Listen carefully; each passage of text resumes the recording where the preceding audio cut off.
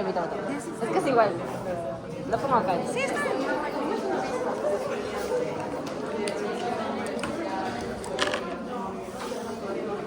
Ah, ¿no ha venido Paula? No, no ha venido ella. Yo no creo que nadie se sienta entonces. No sé.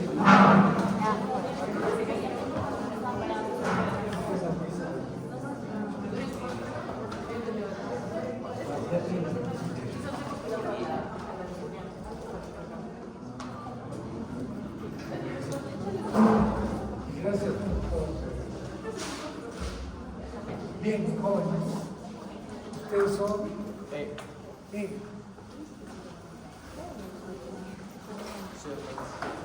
estudiantes. ¿Sí? Excelente.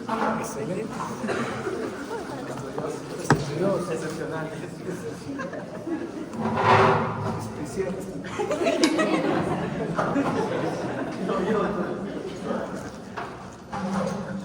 ¿Qué nos hemos quedado?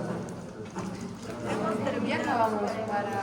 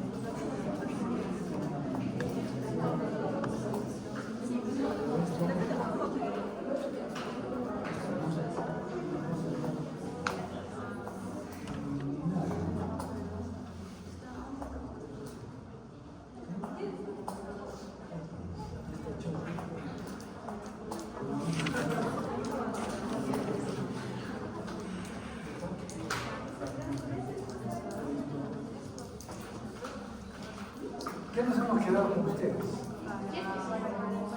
hemos terminado para aragondimiasis. Sí. Empezamos. Amebiasis. Sí.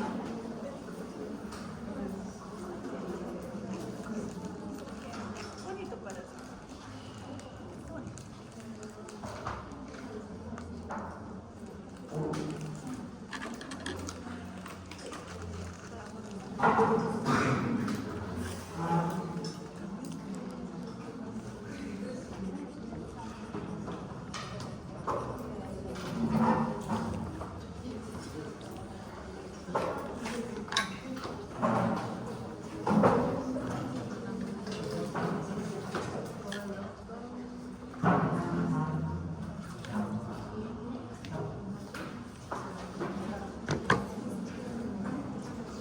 Entonces empezamos un nuevo capítulo. ¿Ya? Aquí ya no hay huevos, no hay adultos. Entonces, ¿a qué le llamamos hospedero intermediario? Ya no hay adultos ni nada. ¿Cómo era adulto? El que tenía el adulto era el hospedero y el hospedero intermediario es el que tenía el estadio larval. Acá ya no hay ni adultos ni niños. Entonces, ¿cómo llamamos? Llamamos hospedero definitivo al que tiene el ciclo sexual del parásito. Y hospedero intermediario aquel que tiene el ciclo asexual. Entonces cambia el concepto. Cambian algunas cosas también. Por ejemplo, en la morfología tenemos fundamentalmente dos estructuras. Hay más, pero fundamentalmente dos estructuras, que son los trofozoitos y los quistes. Y entonces, ¿qué son los trofozoitos? Son las formas móviles, son las formas que destruyen los tejidos, son las formas que se reproducen, ¿ya? Le llaman formas vegetativas. ¿Y qué son los quistes? Son las formas de resistencia y de transmisión, son los que sirven para transmitir. Entonces ya son dos cosas diferentes. Como son células, estas células tienen una membrana celular, los trofozoitos, y una membrana celular, un citoplasma, un nucleolo, un ribosoma, ¿no? Y algunos elementos como aparatos de Golgi, retículo endoplasmico, etc. O sea, son células. Bien. Y la reproducción, como hemos dicho, puede ser asexual. Algunos tienen reproducción sexual, pero es rarísimo. En este caso vamos a ver reproducción asexual, que puede ser por fisión binaria o por conjugación, y hay otras formas, por endodiogenia, por ejemplo. La endodiogenia es que endo quiere decir dentro de una célula se van formando diferentes estructuras que son ya después se separan y como se convierten en células independientes. Entonces ya tenemos que las estructuras van a ser totalmente diferentes. De todas maneras, todo esto lo vamos a ir viendo en cada parásito. ¿Sí? Sí. ¿Qué están viendo acá? Un cura. ¿Quién es el otro? ¿Quién será esta vez? Interesante para ver. Esto es una obra. Ya. ¿Qué es esto? Este es el cura. ¿Este? ¿El qué? Médico, el médico. Él es el médico probablemente, el otro es un militar y a veces suele estar ahí un notario. ¿Por qué? Porque el paciente está recibiendo los santos óleos o los últimos óleos. Como ven, está todo cadavérico. Y este es un paciente que está muriendo por enfermedad. Lo que pasa es que en los años 1800 la India era colonia de Inglaterra y los ingleses iban ahí, militares, iban gente comerciante y dueños también, tenían esclavos, etc. Y entonces ahí contrajeron la enfermedad. Contraían la enfermedad y tenían que regresar a Inglaterra prácticamente para morir, porque no había tratamiento para esta enfermedad. ¿Y por qué se contagiaron? Porque consumían agua contaminada con heces humanas. Ese es el tema. Esta es una parasitosis solamente de humanos. Y por lo tanto, el único contagio de personas a otra persona a través de un pecado. Bien, entonces, ¿qué es la mebiasis? La mebiasis infección del hombre, causada por protozoos, también va histolítica, localizada en el intestino grueso y puede diseminarse a otros órganos. Entonces, ¿cómo es esto de la mebiasis? Este es un trofozoito también histolítico. Acá está redondeado, pero en realidad no tiene forma, es amorfa. Se desplaza, a veces se ve alargada, a veces, etc. Y tiene un citoplasma, que podríamos decir esta es la parte rugosa, y ven acá que se está produciendo un pseudóporo, y que esa es la parte hialina. Entonces el citoplasma tiene una parte central granulosa y una parte hialina más externa. Pero además tiene un núcleo y un nucleolo central, así característicamente. Y este núcleo tiene una pared nuclear que se colorea con la cromatina, por la cromatina que tiene, y que está uniformemente distribuida. Toda la pared del núcleo.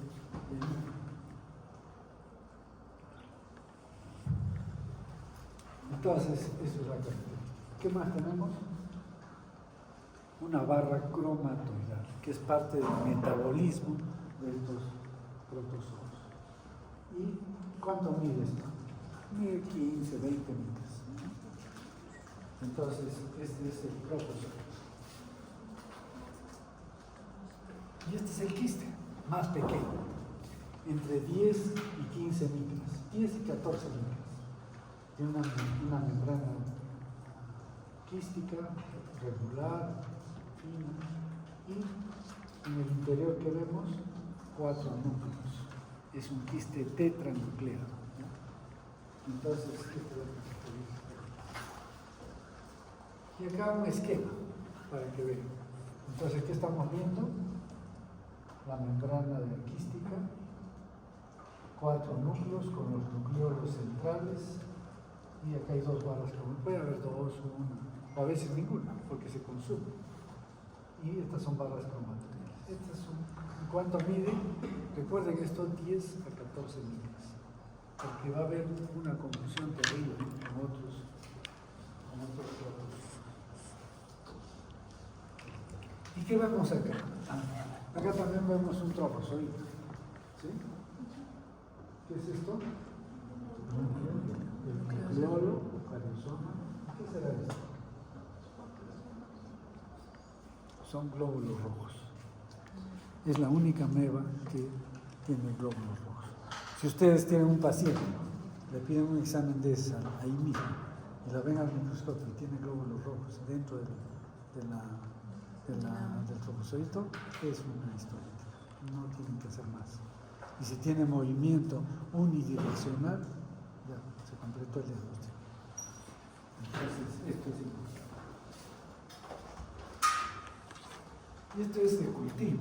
Este es un cultivo donde estamos viendo el citoplasma granuloso, el pseudópodo que se emite en forma hialina, transparente, y suele arrastrar hematíes. Son de cultivo, pero ahora hay hematíes.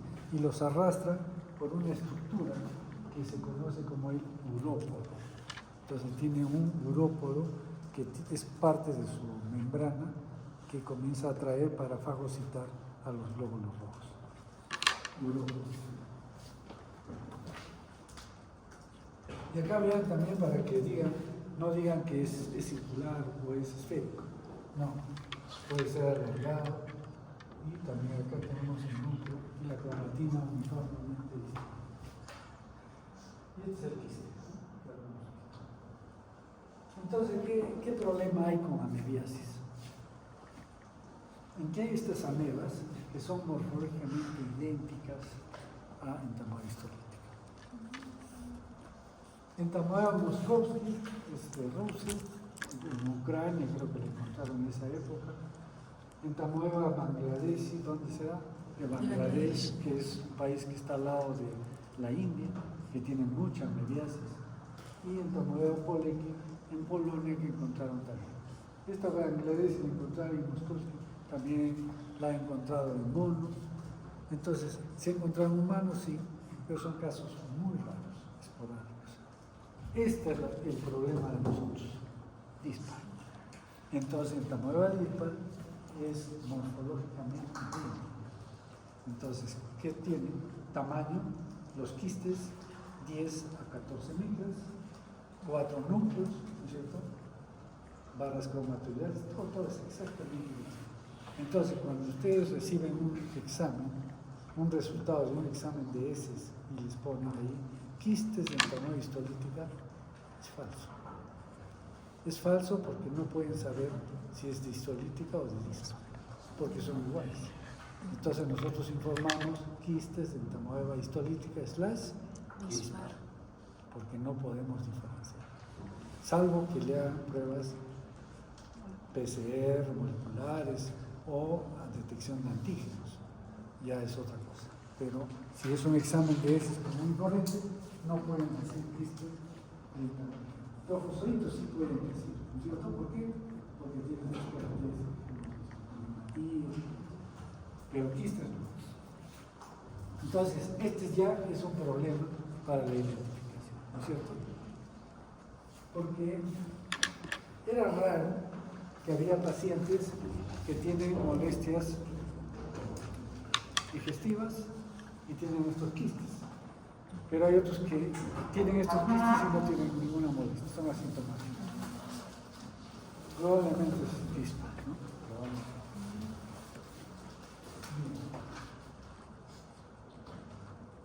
Entonces, hay otro problema, hay otro protozoo en el intestino. Estos ya tienen diferencias con los quistes del Entamoeba histolítico, pero son comensales del intestino. Y entonces, ¿qué importancia tienen los comensales? Todos estos, ahorita vamos a discutir ese tema. Entonces, por ejemplo, este es Entamoeba coli, es un comensal. ¿Qué diferencia tiene? Sus quistes son un poco más grandes, 16 micras más o menos. ¿Pero cuántos núcleos tiene?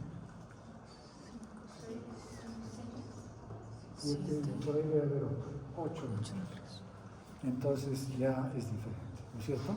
Pero, no, bueno, casi nadie confunde, son más grandes, fáciles.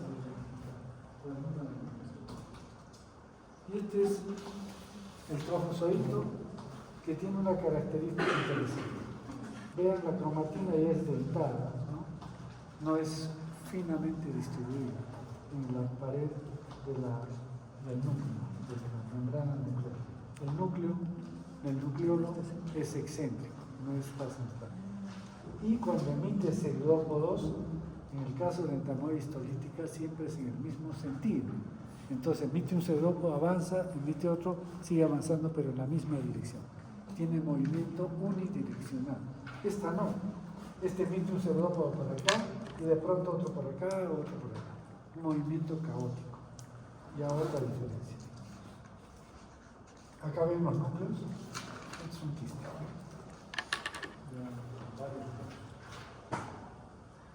Y acá tenemos un esquema para que vean. Este es un trofozoito. Vean la cromatina como rueda dentada. El núcleo excéntrico. Y acá las barras cromatoidales, ¿cómo son? Como agujas, ¿no? Como cristales. Mientras que en el caso de histolítica, ¿cómo era? Con bordes rombos. Muy diferente. Y tiene 4, puede tener 2, 4, pero va evolucionando y llega a tener 8 núcleos. Entonces acá ya tenemos 8 núcleos con estas barras cromatoidales. Entonces sí se puede distinguir en la nueva forma. Pero hay otros. De la nueva música, por ejemplo. Esta se le conoce porque esta ameba, si bien tiene el tamaño de una histolítica, tiene una vacuola grande que se colorea con lo que es el cógeno. Entonces, esta vacuola enorme, entonces ese es Yodameba busto. Endolimas grandes. Mucho cuidado, no es Immunolepis nano. Hay colegas que le dan tratamiento para tenia a este endolima nano. Este endolima es un protozoo que no requiere tratamiento. Ninguno de estos protozoos requiere tratamiento. Entonces, ¿qué le puedes decir al paciente que trae todo esto? Porque a veces tiene todo. Y entonces, ¿qué le dicen al paciente? No requiere tratamiento, es un comensal y vaya a ser chao. No. ¿Qué tienen que decir? ¿Por qué tiene todo esto? Porque tiene malos hábitos.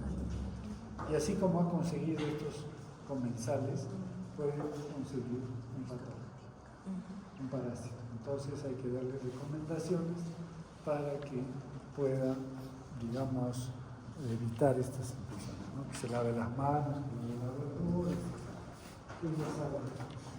Esta endolima nana es pequeñita, tiene menos de 10 micras, tiene 4 núcleos, pero es ovalado, ¿no? Alargadito, ¿no? Medio cuadrangular. Es muy diferente. Esto es Entamoeba hartmanni. Esta, miren, ¿qué tiene? 4 núcleos, puede tener barras cromatoidales con bordes rombos, pero ¿cuál es la diferencia con histolítica? Que mide menos de 10 micras. Entonces, antiguamente, cuando empezaba a trabajar sobre la psicología, hablábamos de 2 amebas histolíticas. La entamoeba histolítica magna, que era la patógena, y la entamoeba histolítica pequeña, que no era patógena. Cuando aparece la PCR, encuentran que eran 2 especies diferentes. Y esas pequeñas no eran histolíticas, sino hartmanni. Entonces esa diferencia ya se ha hecho. Es la hartmanni. Exactamente igual, pero menos de 10 más. Y Chilomastris mesquin es otro protozoo que es como un limoncito. ¿Están viendo? Tiene un núcleo y tiene esta parte como si fuera un limón. Y es pequeñito, menos de 10 más. Esto es también otro comensal, Chilomastis. Les pongo todo esto porque a veces en el examen de veces vemos todo esto. Y ustedes dicen, ¿qué será? Ya, pues ahora ya se... Vamos a ver cómo es la amebiasis. Entonces la amebiasis es una enfermedad del intestino grueso. Una enfermedad de los intestinos.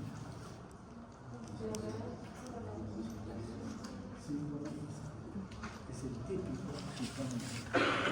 Bueno, eso vamos a ver. Entonces, ¿dónde vive este parásito? Primero, ¿cómo se infecta una persona? Para infectarse una persona tiene que ingerir quistes tetranucleados. Ese es el estadio infeccioso. Quistes tetranucleados. ¿Y dónde están esos quistes tetranucleados? En las heces. Entonces vamos a estar en el agua contaminada, en las verduras contaminadas o en las manos. De esa manera ingiere la persona los quistes tetranucleados. Llega al intestino. ¿Y qué pasa en el intestino? Acá falta un paso. Primero se produce el desenquistamiento, pero simultáneamente los núcleos se dividen en dos por fisión binaria. Entonces está deshaciéndose el quiste y se está formando una masa con 8 núcleos. A eso se le llama el metaquiste. Y este metaquiste después ya se separa cada uno de estos núcleos con una porción de citoplasma y cada uno de ellos es un trofosoma. Entonces de cada quiste van a salir 8 trofosomas. Y estos empiezan a multiplicarse. ¿Cómo se multiplican? Por fisión binaria. Se parten en dos y así sucesivamente.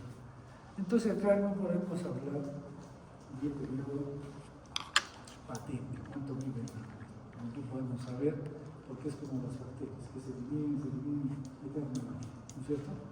Claro que ya no es el mismo, y es otra generación, pero se van dividiendo.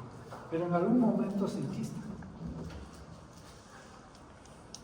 Y estos quistes avanzan por las heces, quistes tetranucleados con varas cromatoidales. A veces ya se consumen estos nutrientes, ya no tienen varas cromatoidales y sale con las heces.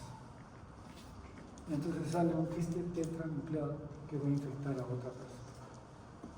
¿Sencillo el ciclo? Facilísimo, ¿no? Pero hay un detalle, claro, que esto ya lo han visto, ¿no es cierto? El trofozoito. Entonces, cuando la persona ingiere los quistes, estos quistes llegan al intestino y se dividen, se forman los trofozoitos en el colon principalmente, pero a veces no ingresan y a veces invaden la mucosa. Entonces, ¿a qué se debe eso? Se debe a que tiene que haber una señalización para que se produzca la invasión de la mucosa intestinal. ¿Qué se necesita?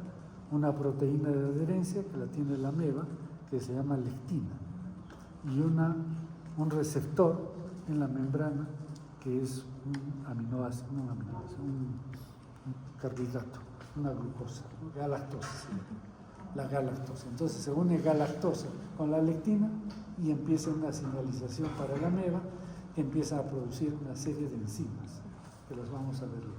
¿Listo? Si no se produce esa señalización, la ameba se elimina con las heces, se enquista y se va. Hay un tema que ayuda a esto, que a veces la capa o el intestino está rodeado por una capa de mucus normal y ese mucus tiene gran cantidad de galactosa. Entonces la ameba con la lectina se une a la galactosa del mucus y se bloquea y se multiplica. Pero cualquier alteración que pueda haber de ese mucus, ya sea por indigestión o por bacterias, entonces sí, la ameba se une con la lectina al receptor de la pared intestinal y empieza todo el proceso de invasión. Entonces, eso es lo que pasa, ¿no? Veamos acá. Entonces, puede invadir la mucosa y hacer una lesión en la mucosa y de ahí pasar por vía hematógena y puede ir al hígado, a la piel o al cerebro.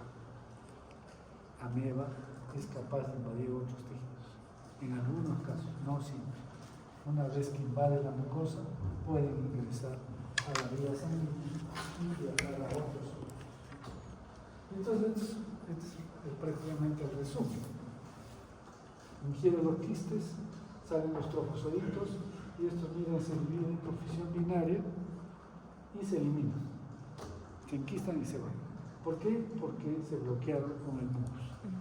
Pero otras veces no, ingresan a la mucosa y empiezan a hacer una úlcera intestinal. Y de ahí pueden ser por vía hematógena al hígado al cerebro. Entonces, importante. Realmente la patogénesis. Y entonces, ¿qué empieza? Cuando ya hay señalización, la ameba emite una serie de enzimas que destruyen toda la mucosa del intestino. Entonces, ¿cómo es la patogénesis? ¿Qué podríamos decir? Primero, tiene que haber desenquistamiento del medio. Se forman el metaquiste y después los trofozoitos que se dividen. Pero tiene que haber una adherencia. Y es la galactosa N-acetilgalactosamida se une a la lectina. Este es el protozoo de la ameba y esto es el receptor que está en el epitelio intestinal. Y entonces va a haber la invasión, hay citólisis, puede haber cierta resistencia por el complemento, si no, aparece una enzima importantísima que es el ameba pora, que es una proteína que hace una enzima que hace huecos en la mucosa intestinal. Pero también hay activación de la caspasa humana, hay apoptosis, hay secreción de proteinasas por los trofozoitos y cambios en la permeabilidad intestinal. Todo eso pasa en el intestino.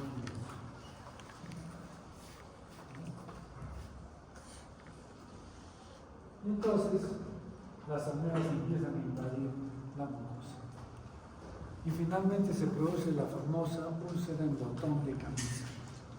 ¿Por qué se llama botón de camisa? Otros dicen cuello de botella. Porque tiene una entrada en la mucosa, entra estrechamente, y después en la submucosa, porque esta ya la muscular, en la submucosa se amplía la lesión. Entonces, decimos un botón de camisa. ¿Cuál será? El hilo es la entrada a la mucosa. Y la submucosa se amplía todo. Y entonces hace una úlcera por debajo. Entonces, si uno hace endoscopía, va a ver pequeñas ulceraciones, pero por debajo está más grande la lesión. Esa es la úlcera en botón de camisa. ¿Y dónde encontramos las amebas? Aquí no va a haber amebas, no hay leucocitos. Dicen que hay, al inicio presencia de leucocitos, hay una reacción inflamatoria con leucocitos, pero las enzimas de la ameba destruyen a todos los leucocitos. Y entonces nunca encontramos acá ninguna célula linfocitaria. ¿Y dónde están las amebas? Están acá, en el borde de la lesión. Ahí sí encontramos amebas. Típicamente con el núcleo con cromatina uniforme, con el cromosoma central. Entonces, esta es la famosa úlcera amebiana en botón de camisa. Acá también hay otra úlcera, como un pal, empieza a destruir. Y esto ya es una necrosia. Las úlceras acá ya no son profundiformes, son enormes porque ya se ha destruido todo el cuerpo. Este es un paciente por amebiasis intestinal. Entonces, ¿cuál es la clínica? El síndrome disentérico, ¿no es cierto? Otras veces solo hay diarrea. En los últimos años hemos visto ya los pacientes que tienen amebiasis no tienen el típico síndrome disentérico. ¿Por qué? Porque tienen un poco de molestia, se van a la farmacia, les dan antibióticos, antiparasitarios, entonces vienen totalmente alterados. Solo presentan diarrea, pero si no se les ha tocado, tienen el síndrome disentérico típico. Entonces hay fiebre, escalofríos y hay un mal estado general. El paciente que comienza a desmejorarse con esta enfermedad. Se desmejora rápido, se deshidrata, ya no tiene apetito, está en el baño permanentemente eliminando moco y sangre. Entonces esta es la amebiasis intestinal aguda. Pero hay una amebiasis intestinal crónica, que algunos gastroenterólogos a nivel mundial no la aceptan. Dicen, no, eso no es una amebiasis aguda. Pero otros sí, y nosotros particularmente sí decimos que hay una amebiasis intestinal crónica. ¿Qué significa? Que el paciente está bien, no presenta trombocitos, porque aquí en la amebiasis intestinal crónica, aguda, si yo le hago un examen de heces, de ese mucus, ¿qué voy a encontrar? Trofosforitos. Pero en esta no hay trofosforitos, hay quistes.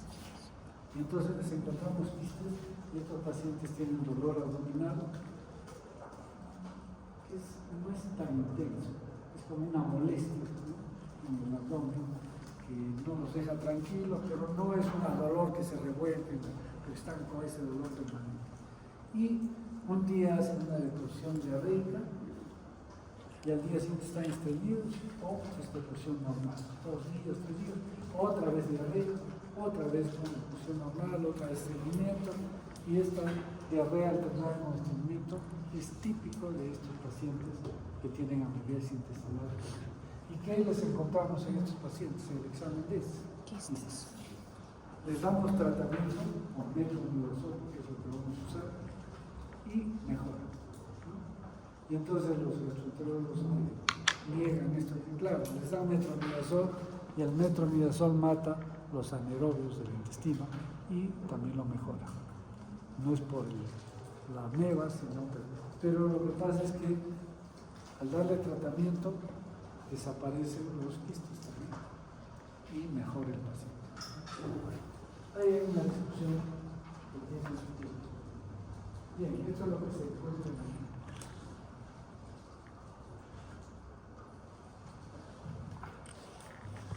Entonces hay un antecedente de migración a viaje o viaje a zona endémica.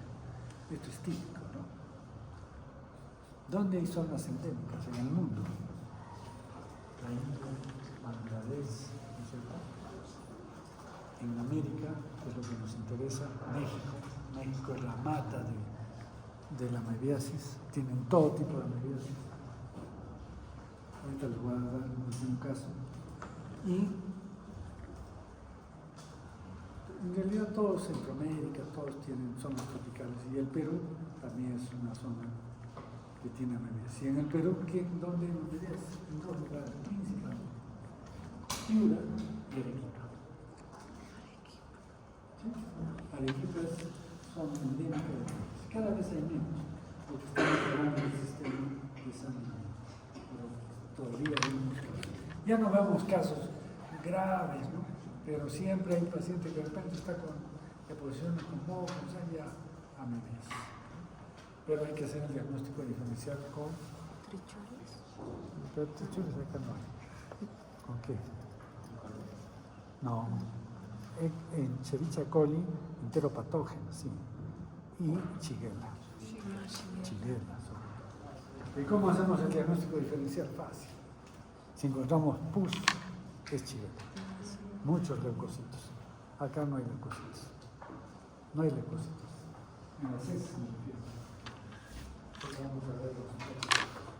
Bien. Entonces, ¿qué se llama? Inicio gradual. Una semana casi no hay molestias muy vagas. Después ya viene la diarrea, sangre oculta, sangre en heces en general.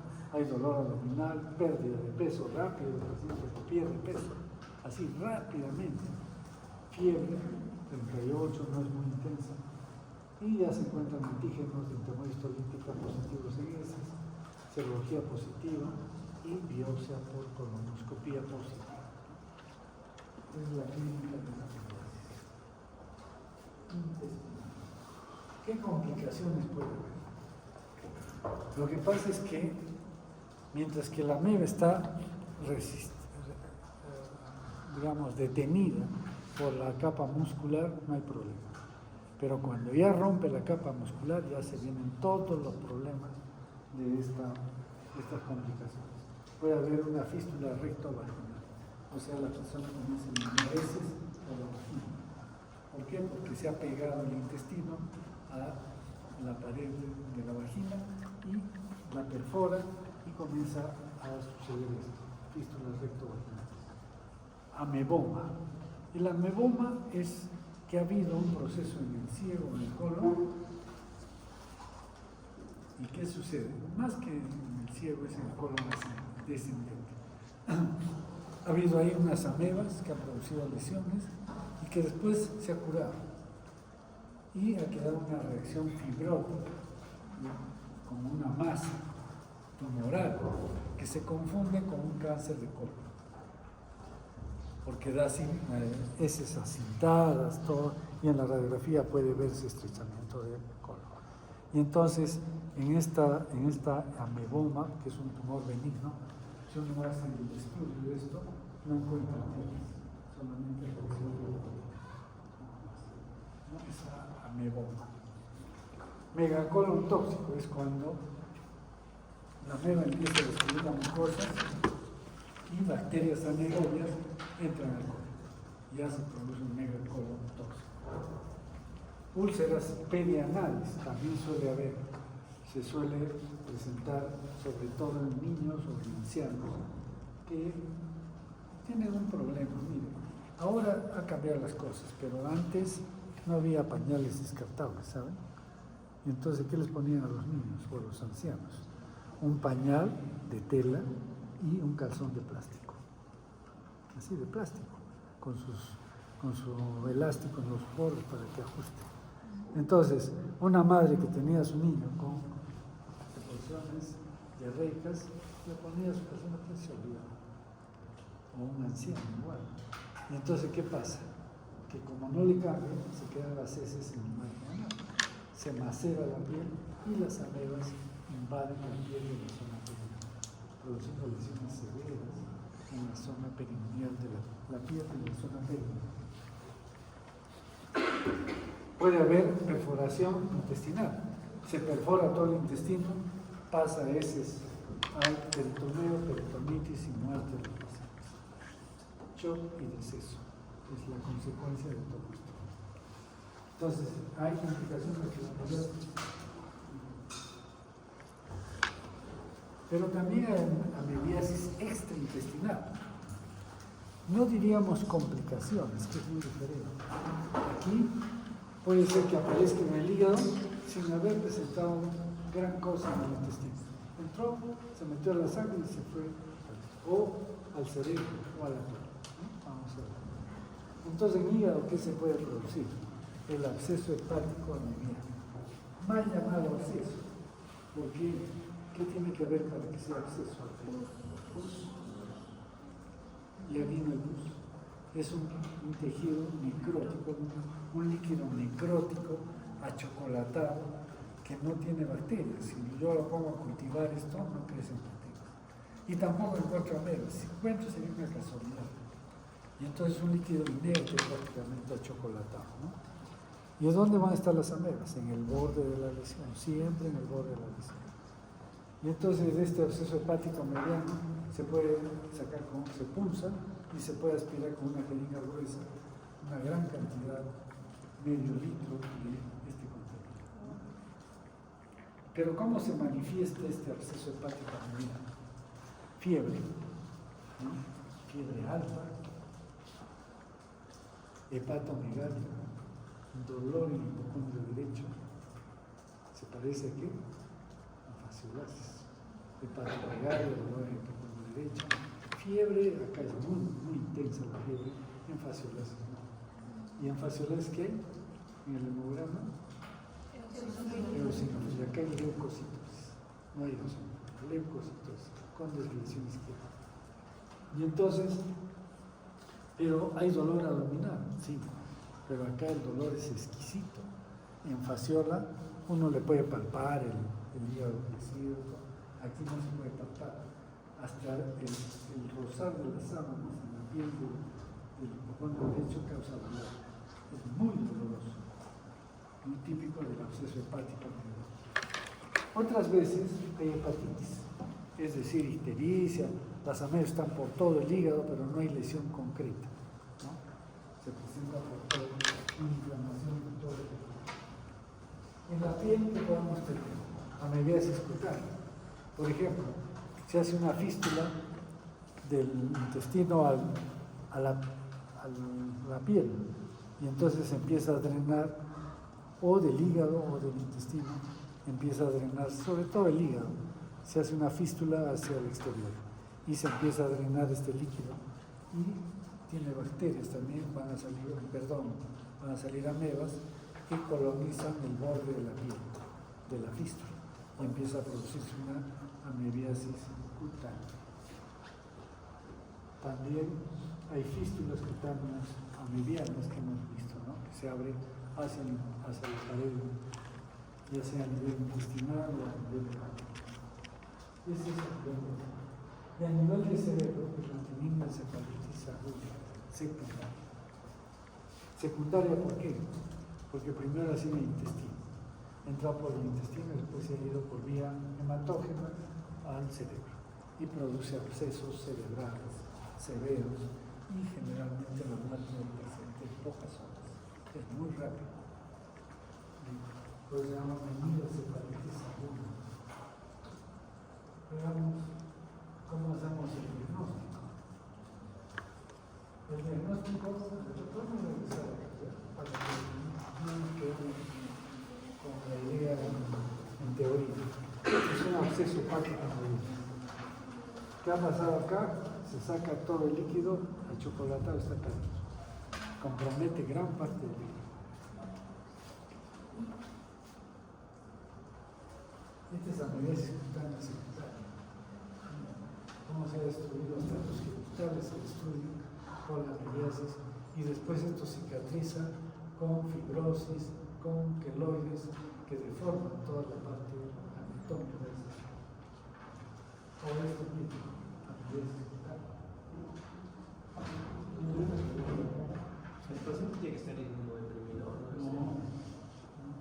No tiene que estar inmunodeprimido. Les cuento lo que le pasó a un colega que se fue a hacer su especialidad en México. México es pura amebiasis, ¿eh? Y él fue ginecobstetra, fue a hacer una segunda especialidad en ginecobstetricia.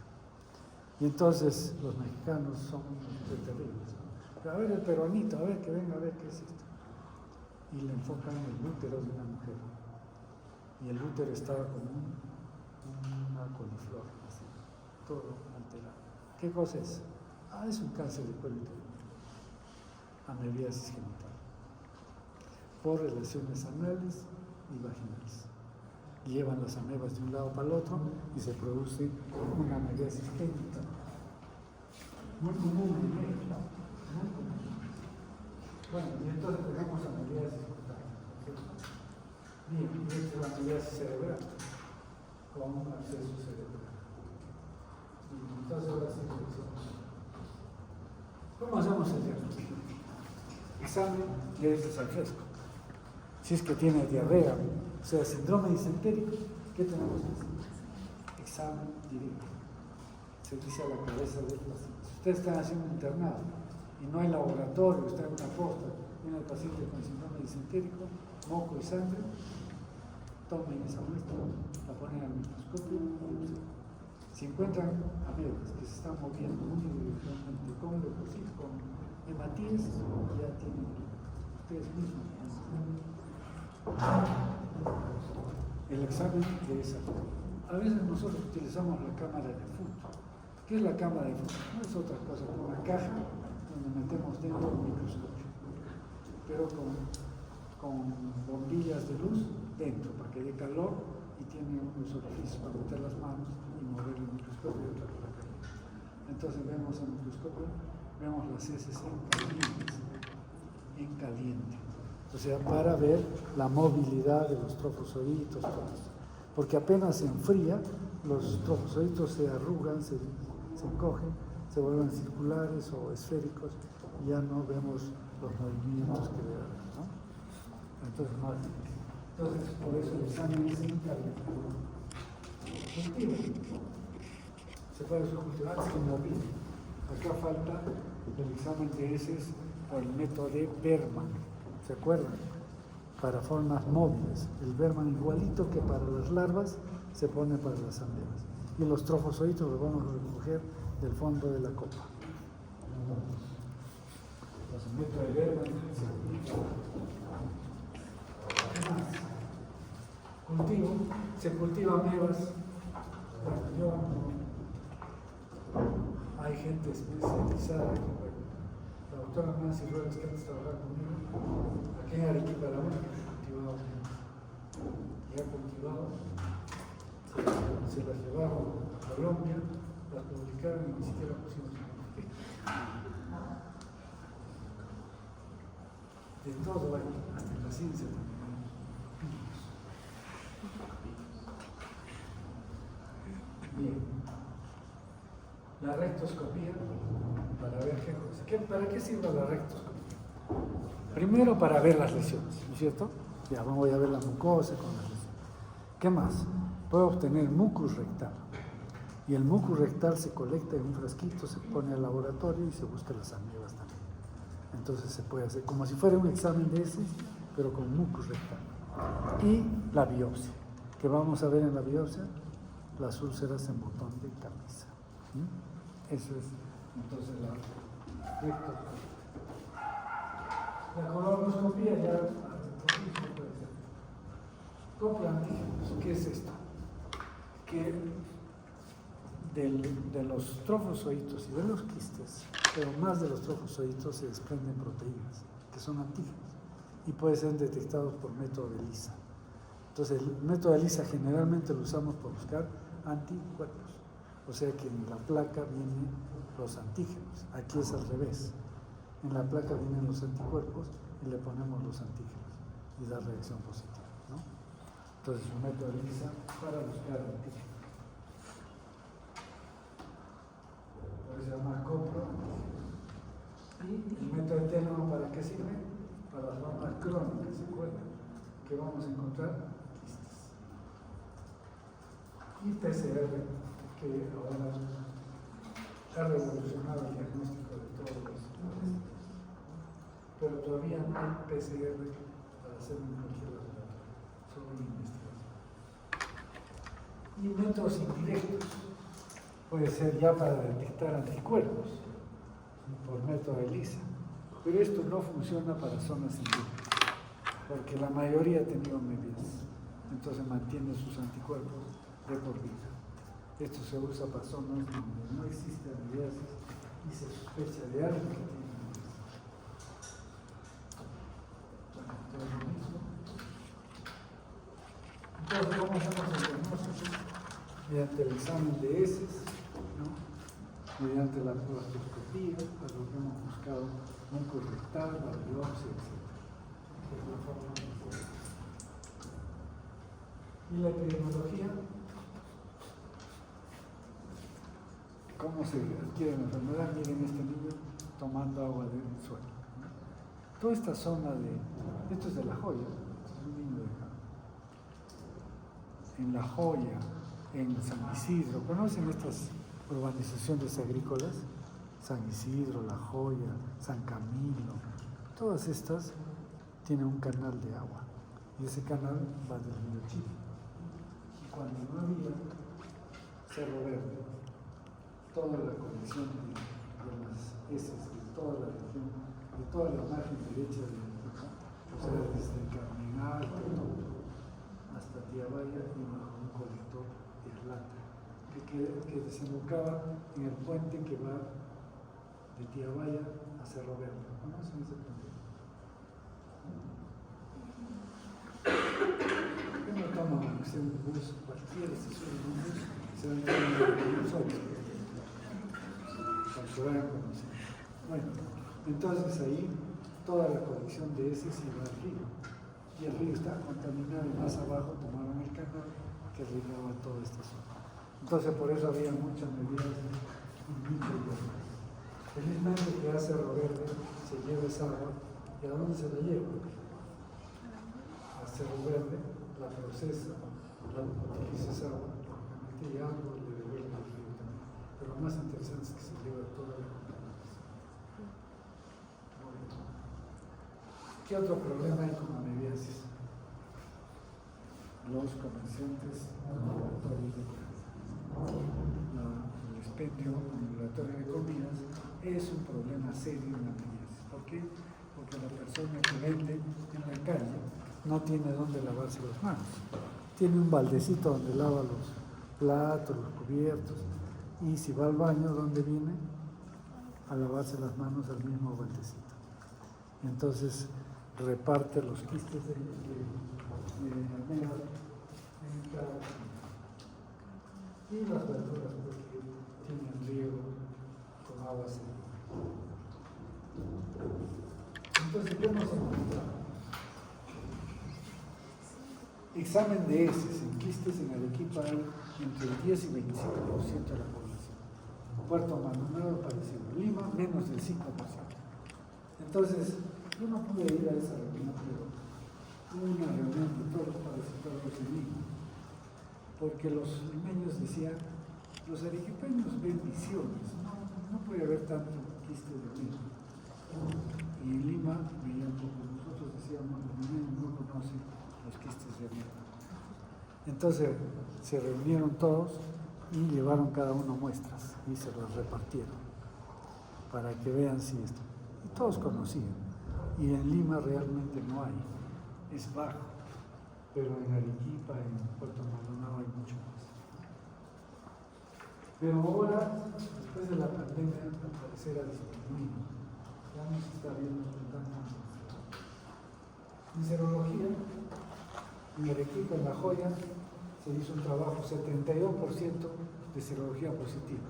Claro, todos han tenido medidas en algún momento. Y en Piura 46%, ¿no? Son las números. Y después nosotros hicimos un estudio muy interesante.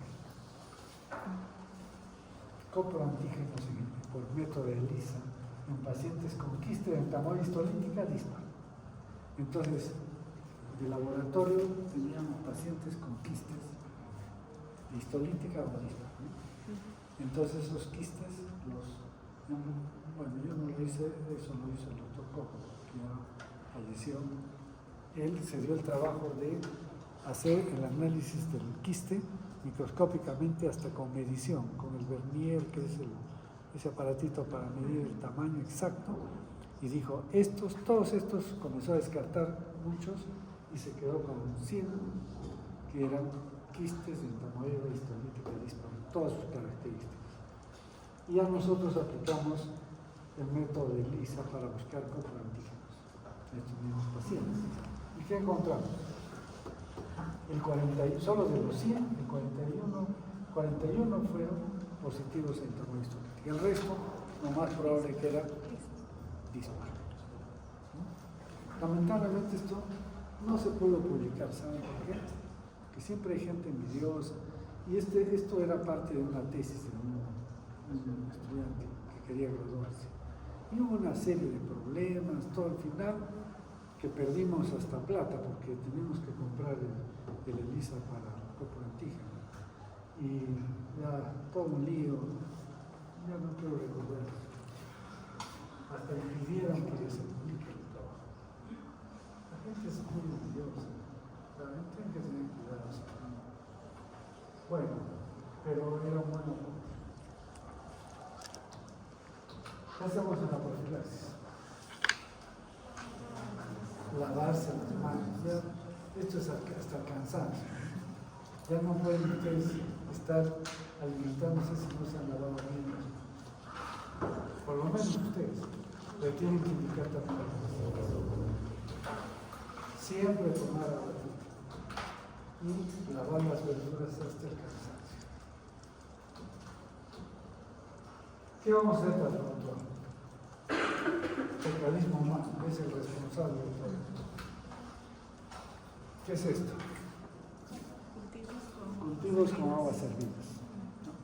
Eso es la lechuga, las fresas, eso vienen con quistes de otros.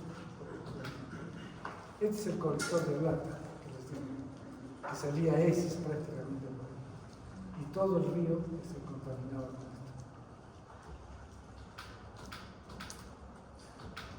Del tratamiento, acá cambiamos el medicamento. Es el metronidazol. Es una excelente droga, pero tiene algunos problemas. Por ejemplo, es que en algunas personas, este tratamiento es por 7 días, no es un solo día. Entonces, el problema del metronidazol es que en algunas personas les produce una gastritis al segundo día y el tercer día abandonan el tratamiento. Les causa vómitos, náuseas, dolor abdominal, etc. Entonces nos trae ciertos problemas. Y también, pero hay otras personas que lo toleran perfectamente. Y tiene también el efecto antabús. ¿Saben qué es eso? Hay una droga que se llama el disulfiram. El disulfiram tiene este efecto antabús. ¿Qué significa el efecto antabús? Que se usaba en los alcohólicos. ¿Ya? Entonces al alcohólico, como disuasivo, le daban una pastillita de disulfiram todos los días y no le pasaba nada. Ni sabía que estaba todos los días hasta que tome alcohol. Y si toma alcohol, le vienen náuseas, vómitos, hipotensión, ganas de morir, etcétera, etcétera. Entonces, ¿a quién le echa culpa? Al alcohol, porque la pastillita se la ha tomado todos los días y no le pasaba nada. Pero era ese el efecto antabús. Entonces, ustedes tienen que saber eso, porque el metronidazol no le pueden dar a una persona que va a tomar alcohol. Tienen que recomendarle que no tome alcohol mientras que toma metronidazol.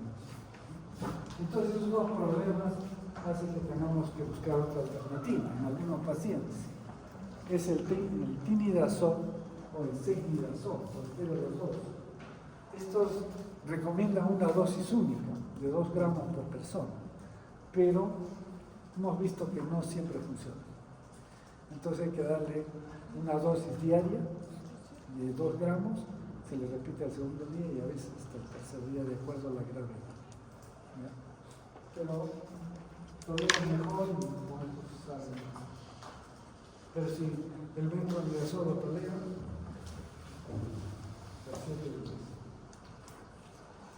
y tratamiento nominal, o sea, para los quistes, esto es para los quistes, no tiene molestia, solo tiene amebiasis crónica. Le damos triclosan, que es un derivado de la acetamida y que mata a los quistes que están en la luz intestinal. Y ese es el tratamiento. Pero tenemos otro problema, amebas de vida libre. Han oído en las noticias amebas con el cerebro. Estas son las amebas con el cerebro. Y entonces tenemos 3 grupos. Amebas de vida libre. ¿Y dónde están estas amebas de vida libre? Ahora por la primavera te han regalado unas flores, ¿no es cierto? Las has puesto en un florero, a ver, corre, saca del florero del fondo, al microscopio hay amebas de vida libre, que están en el ambiente. Y entonces pueden producir, hay 3 grupos, Balamutia, Acanthamoeba, estas son las especies, pero hay otras especies más, y Naegleria fumigera. Entonces, estas amebas están en el ambiente y pueden causar lesiones. Estas 2 han sido relacionadas con pacientes inmunodeprimidos, pacientes con SIDA que hacen lesiones en la piel, pero se ha visto que también personas normales pueden tener esta amebiasis. Entonces son lesiones en la piel que son ulcerosas, que no mejoran, que están ahí de pronto, se van haciendo y producen una meningoencefalitis, que es menos agresiva que una amebiasis cerebral aguda o una meningoencefalitis aguda por ameba histórica. Esto tiene más tiempo para poder tratarse, ¿no? Entonces la balamutia es característica por amebiasis cutánea. Entonces aparecen, por ejemplo, en 2 pacientes, pareja, que eran pacientes con SIDA, se meten a una sequía cerca de Lima y justo donde llegaba el agua, estaban bañándose, a los 2 días les aparecen unas lesiones puntiformes y después úlceras. Les hacen el estudio, balamutia. Y después hacen meningoencefalitis granulomatosa. Acanthamoeba también produce lesiones cutáneas, pero se ha visto muy relacionado con el uso de lentes de contacto. Y entonces hubo un tiempo en que todas las damas querían tener ojos azules y se compraban los lentes de contacto, se ponían azules y ya está, ¿no? Y entonces en la noche, ¿qué hacen? Para dormir se quitan el lente y lo ponen en un vasito con agua. Al día siguiente, con esa misma mano sucia, recogen el lente y se lo ponen al ojo. Y ahí se forman amebas de vida libre. Entran en contacto con la córnea y producen una queratitis por acantamento. Y también puede producir una meningoencefalitis granulomatosa. Esta sí es fatal. Naegleria fowleri. Yo he visto un caso de estudiante, no era estudiante, pero estábamos en vuelta. Y mi producción y otros cercanos fue a pura vuelta. No de nosotros, vuelta de los entes administrativos del hospital y cerraron los hospitales y no se cerraron. Entonces yo vivía cerca de un hospital, me iba no a hacer clases porque no había clases, pero a vivir, ¿no? Yo vivía en el hospital de la y entonces un día estamos terminando ya para salir, ya eran casi las 12 de la tarde, y de repente dijeron, viene un paciente en una ambulancia de Víctor. Era un teniente de la FAP, de la Fuerza Aérea. Antes no había hospital de la FAP, ahora sí hay. Y todo había un convenio que iban todos los pacientes al hospital obrero, porque antes había el hospital obrero y el hospital del empleado. El empleado era de 7 pisos y el obrero era de la esquina del filtro. Los mejores médicos estaban en el obrero.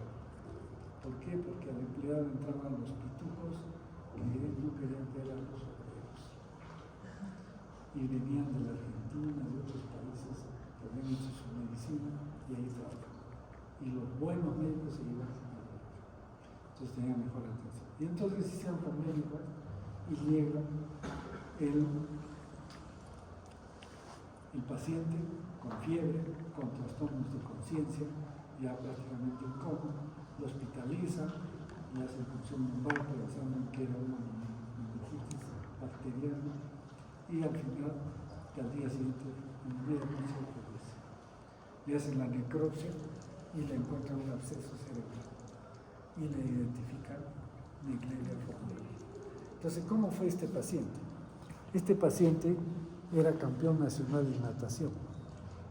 Entonces, cuando lo llevan a la base de Víctor, no había piscina. Entonces, ¿dónde hacía natación? Porque como campeón tenía que hacer ejercicio todos los días. A un estanque de que había de agua, que era para regadío. Y ahí nadaba él y hacía suerte. Y entonces esta ameba se mete por las fosas nasales. Llega en la mucosa, se reproduce y después se mete por la lámina cribosa del hemóides. Llega al cerebro y hace absceso cerebral. Pero es violento y mata al paciente, ¿no? Entonces produce una meningoencefalitis aguda, igual que el tornado histolítico, pero es primaria, no entra por el intestino directamente al cerebro. ¿Quieres leer rápido? Sí, rápido. Ahorita nos vemos.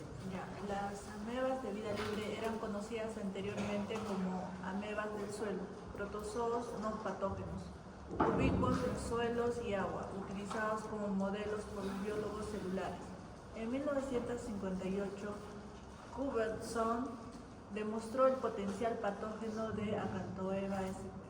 En 1965, Flower y Carter reportaron el primer caso de meningoencefalitis amebiana primaria causado por Naegleria fowleri en Australia. Posteriormente, en Checoslovaquia se identificó de manera retrospectiva un brote de 16 casos de meningoencefalitis amebiana primaria adquirida en una alberca. ¿Qué es una alberca? Calentada artificialmente, 1962 a 1965. En 1972 se hizo evidente que Acanthoeba sp. producía enfermedad en el humano. Varios genotipos de Acanthoeba, entre ellos algunas especies conocidas tales como Acanthoeba castellani, pulvertosi, hergi y polipaya y rhizores eran agentes causales de encefalitis granulomatosa en sujetos inmunocomprimidos casi exclusivamente y queratitis en personas aparentemente sanas.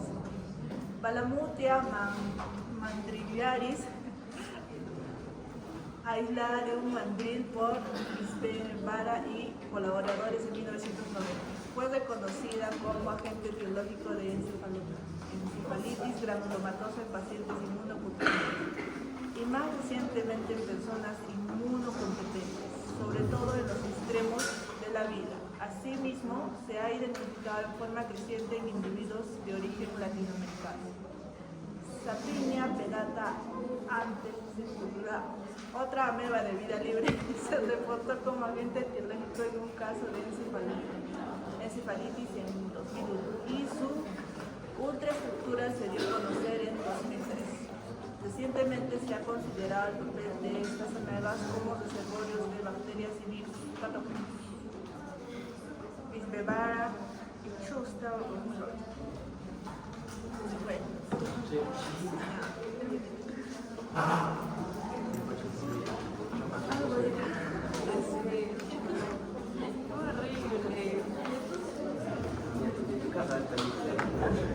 Es la momia.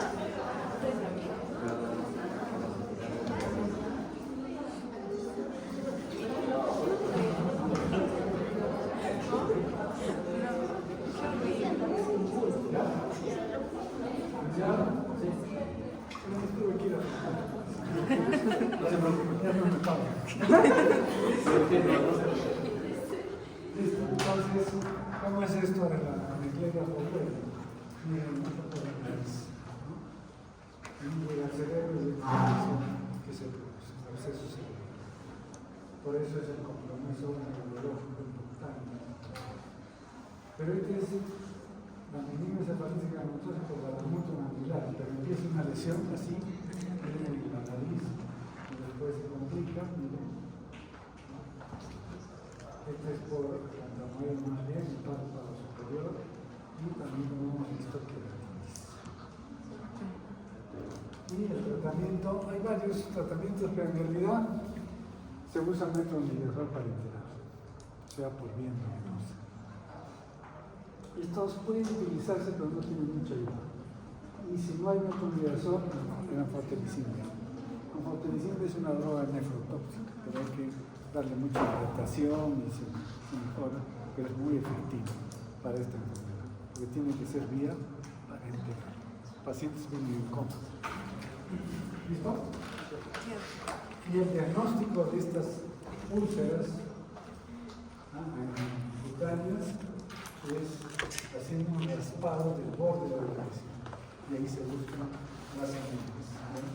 Muchos pacientes están ahí echándole cremita, pensando que es una bacteria y está avanzando la lesión, no mejora. Si ven que una de estas lesiones no mejora y se ve aumentando, hay que hacer un raspado del borde de la lesión y buscar las amebas de vida. Con eso